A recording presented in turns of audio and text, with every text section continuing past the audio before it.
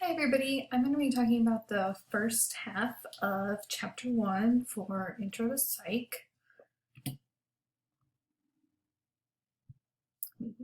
Okay.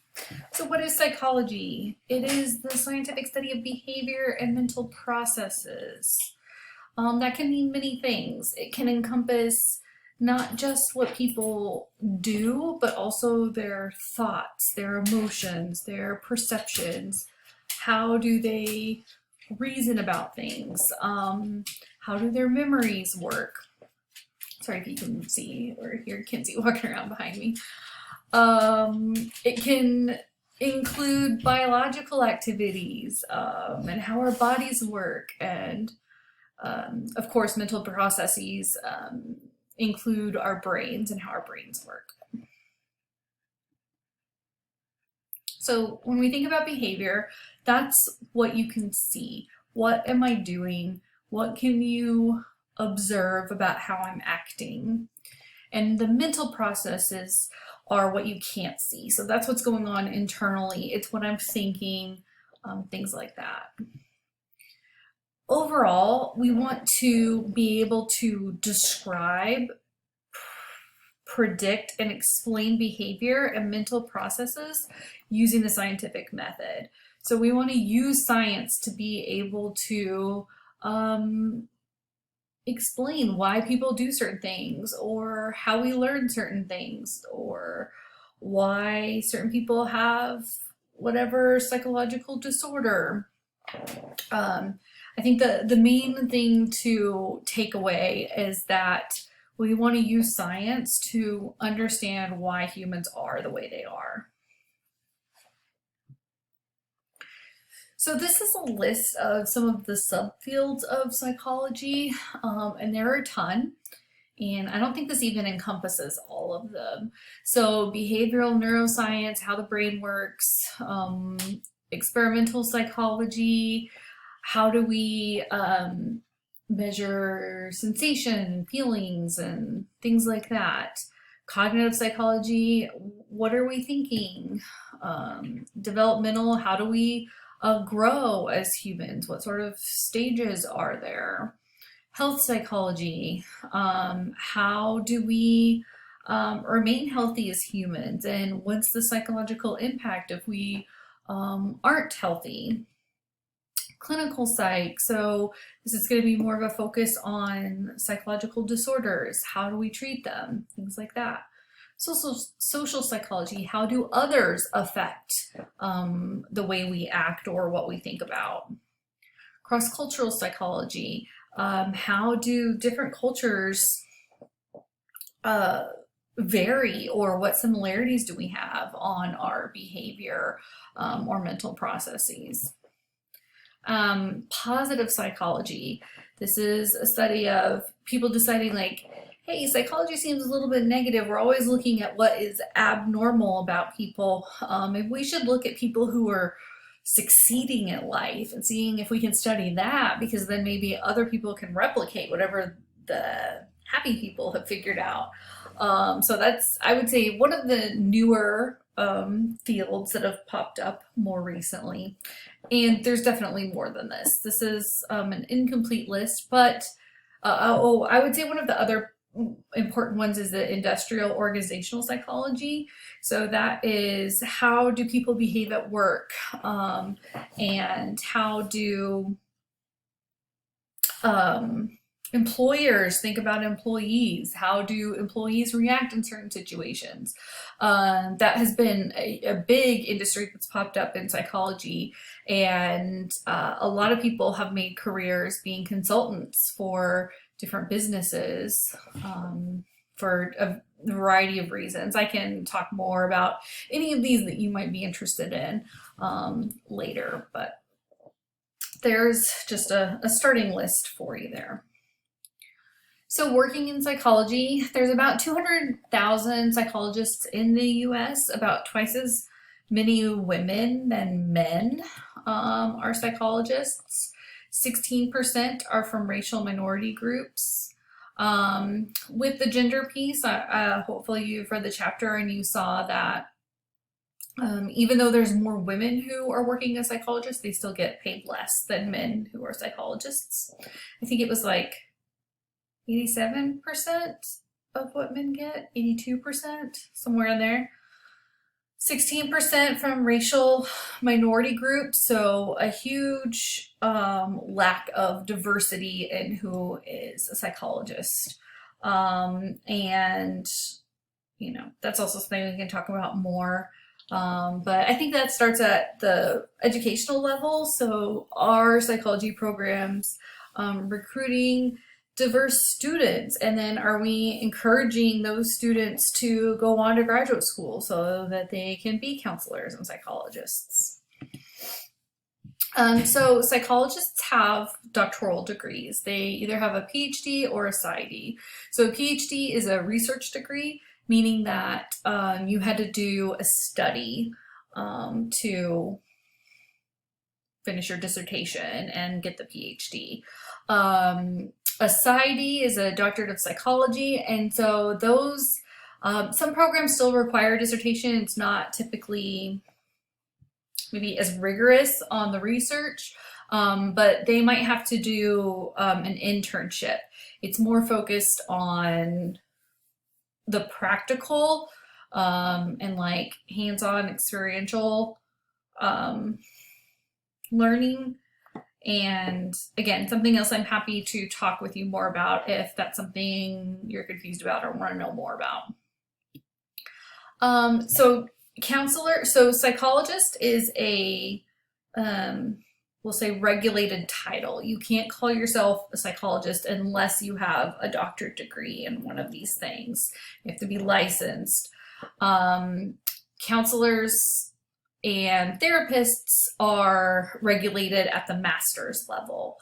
So that means that they are getting licensed after completing their master's program. So I would say,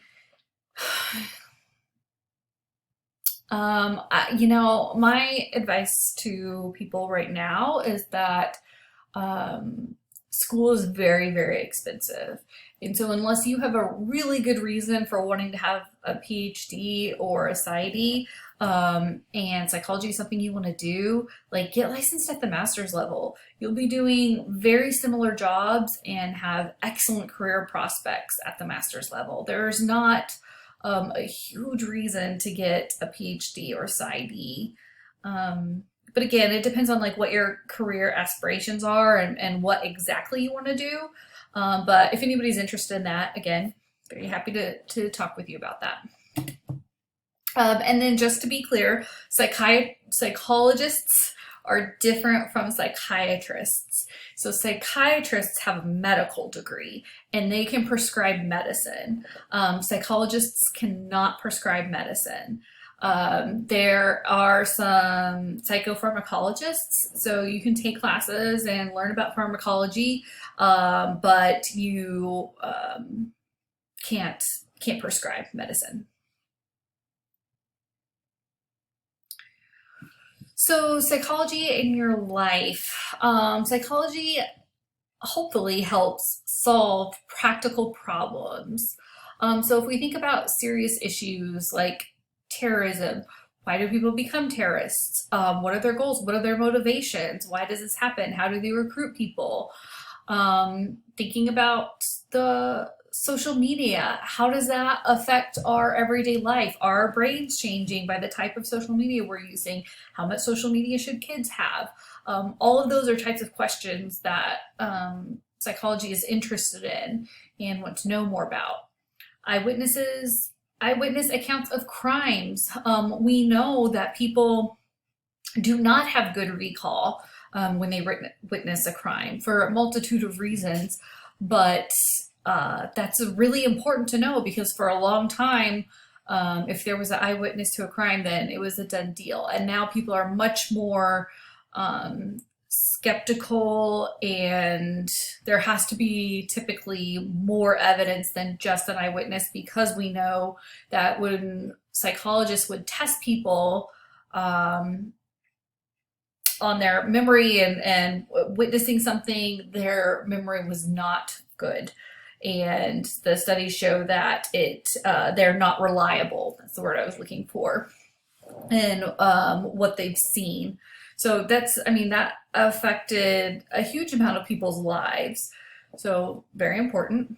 Racism. How does racism develop? How does it withstand? How does it stick around? All of those are questions that psychology can help answer when we understand why people do what they do and why they think the way that they do.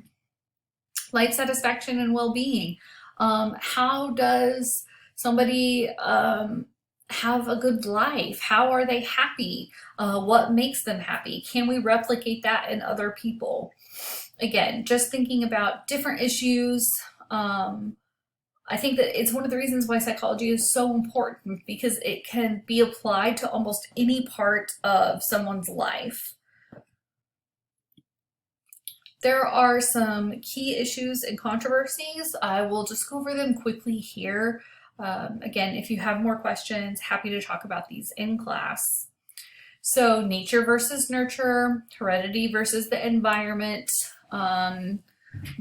You can think of nature, heredity, biology versus nurture, the environment.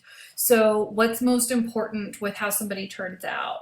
Is it who their parents were, what they were born with biologically, or what sort of environment they grew up in? Who were their guardians? What schools did they go to? Things like that. Conscious behavior versus unconscious causes of behavior. So how much do you think that you are in control of the decisions that you're making? How much unconsciously, what motivations do you think are maybe moving your behavior, but you aren't consciously thinking about? There are people on either side who think one is more important than the other.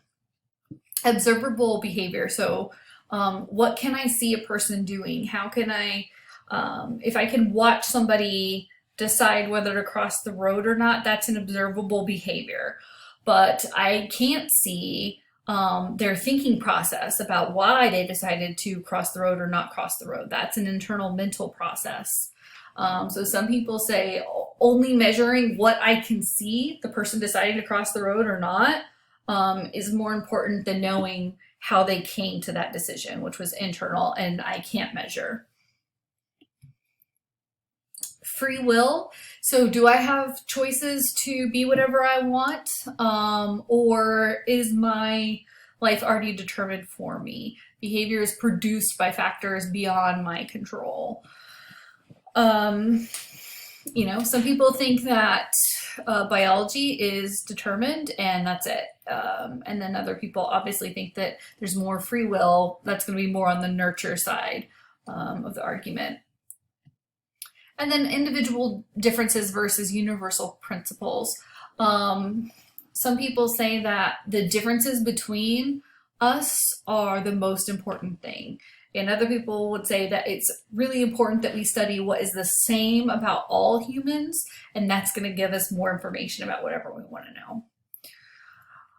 So that was just really fast. Tried to talk quick because I have to stay for 15 minutes.